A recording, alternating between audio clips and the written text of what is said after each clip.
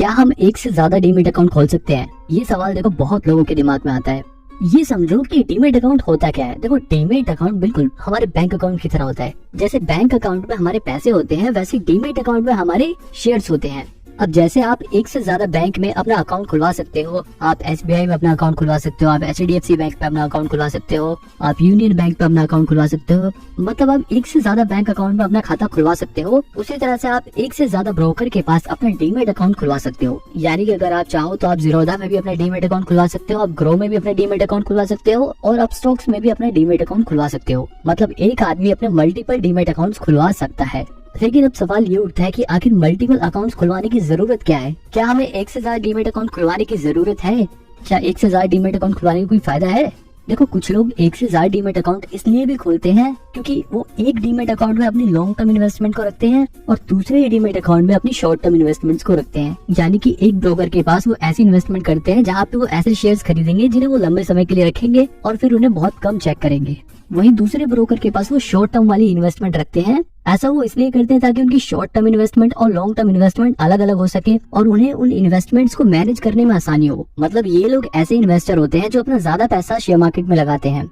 दूसरी टाइप के ऐसे लोग होते हैं जो ट्रेडिंग भी करना चाहते हैं और इक्विटी में भी इन्वेस्ट करना चाहते हैं। अब ऐसे इन्वेस्टर दो अलग अलग ब्रोकर के पास अपने डीमैट अकाउंट इसलिए खुलवाते हैं क्योंकि वो अगर एक ही ब्रोकर के पास खुलवाते हैं ना तो ट्रेडिंग करते हुए गलती से इक्विटी वाले शेयर्स बेच देने के चांसेस बढ़ जाते हैं। क्योंकि कई बार गलती से लोग ट्रेडिंग करते हुए अपने इक्विटी वाले शेयर बेच देते हैं। तो ऐसी गलती ना हो और दोनों चीजें अलग अलग जगह पर मैनेज हो सके, इसलिए लोग दो अलग अलग ब्रोकर के पास अपने डीमैट अकाउंट खुलवाते हैं। और इसका एक कारण ये भी है कि कई ब्रोकर ट्रेडिंग के लिए अच्छे होते हैं तो कई ब्रोकर लॉन्ग टर्म इन्वेस्टमेंट के लिए भी अच्छे होते हैं। जैसे ट्रेडिंग के लिए अपस्टॉक्स और एंजल वन लोगों में काफी फेमस है, जबकि इक्विटी में इन्वेस्ट करने के लिए लोग ज़ीरोधा और ग्रो को ज्यादा प्रेफर करते हैं। तो मतलब यही है कि अगर आप ट्रेडिंग भी करना चाहते हो और शेयर्स में भी इन्वेस्ट करना चाहते हो तो ये काम अगर आप दो अलग अलग जगह पे करोगे तो ज्यादा बेटर रहेगा। अगर आपको ट्रेडिंग करनी है तो आप अपस्टॉक में अपना अकाउंट खुलवा लो और अगर आपको इक्विटी में भी इन्वेस्ट करना है तो आप ग्रो में अपना अकाउंट खुलवा लो। वहाँ पर आपको अकाउंट मेंटेनेंस चार्ज भी नहीं देना पड़ेगा। आप इन दोनों ब्रोकर के पास फ्री में अपना डीमैट अकाउंट खुलवा सकते हो। इसका लिंक मैंने डिस्क्रिप्शन में दे दिया है। डीमैट अकाउंट से रिलेटेड एक और सवाल जो लोगों के दिमाग में आता है वो ये है कि क्या हम एक डीमैट अकाउंट को दूसरे ब्रोकर के पास इस्तेमाल कर सकते हैं? मतलब अगर आपने ग्रो में अपना डीमैट अकाउंट खुलवाया तो क्या आप उस डीमैट अकाउंट को ज़ीरोधा में इस्तेमाल कर सकते हो? तो देखो भाई ऐसा नहीं हो सकता। आपको हर ब्रोकर के पास अलग अलग डीमैट अकाउंट खुलवाना पड़ेगा। मतलब अगर आपने ग्रो के पास अपना डीमैट अकाउंट खुलवाया है तो आप सिर्फ ग्रो ऐप में शेयर्स में इन्वेस्ट कर सकते हो। अगर आपको ज़ीरोधा के जरिए शेयर्स में इन्वेस्ट करना है तो ज़ीरोधा में डीमैट अकाउंट खुलवाना पड़ेगा।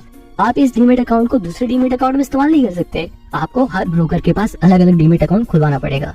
तो देखो बात यही आती है कि क्या आपको कई जगह डीमैट अकाउंट खुलवाना चाहिए? तो देखो अगर आप कम पैसा इन्वेस्ट करते हो तो कई जगह पर डीमैट अकाउंट खुलवाना घाटे का सौदा रहेगा, क्योंकि कई जो ब्रोकर होते हैं वो अकाउंट मेंटेनेंस चार्जेस भी लेते हैं जो लगभग एक साल का 350 रुपए हो जाता है। तो सोचो अगर आप ऐसे दो जगह पर डीमैट अकाउंट खुलवा लेते हो जहाँ पर आपको अकाउंट मेंटेनेंस चार्जेस 600-700 रुपए देने पड़ जाए तो ये सच में घाटे का ही सौदा रहेगा। हाँ अगर आप एक बहुत ही बड़े इन्वेस्टर हो, आप लाखों में इन्वेस्ट करते हो हर महीने, तब आपके लिए 500-600 रुपए कोई बड़ी बात नहीं है। आप चाहे 2 में खुलवाओ चाहे 3 में खुलवाओ, आपकी मर्जी, बल्कि आपको फायदा ही होगा। आप हर ब्रोकर के पास अलग अलग कैटेगरीज में इन्वेस्ट कर सकते हो। कहीं पर लॉन्ग टर्म के लिए इन्वेस्ट कर सकते हो, कहीं पर शॉर्ट टर्म के लिए इन्वेस्ट कर सकते हो और आपको उन्हें ट्रैक करने में आसानी होगी। हालांकि सच तो यही है कि जितनी ज्यादा जगह आप अपने डीमैट अकाउंट खोलोगे उतनी टेंशन बढ़ेगी। इससे अच्छा है कि एक ही जगह पर इन्वेस्ट करो और उसी ब्रोकर के पास अपनी इन्वेस्टमेंट को ट्रैक करो। खामखा अपनी टेंशन और अपने खर्चे मत बढ़ाओ, एक ही जगह अच्छे से इन्वेस्ट करो। एक और सवाल लोगों के दिमाग में अक्सर रहता है कि मान लो मैं पहले किसी और ब्रोकर के जरिए शेयर्स में इन्वेस्ट करता था जहाँ पर मेरे पास कुछ शेयर्स थे,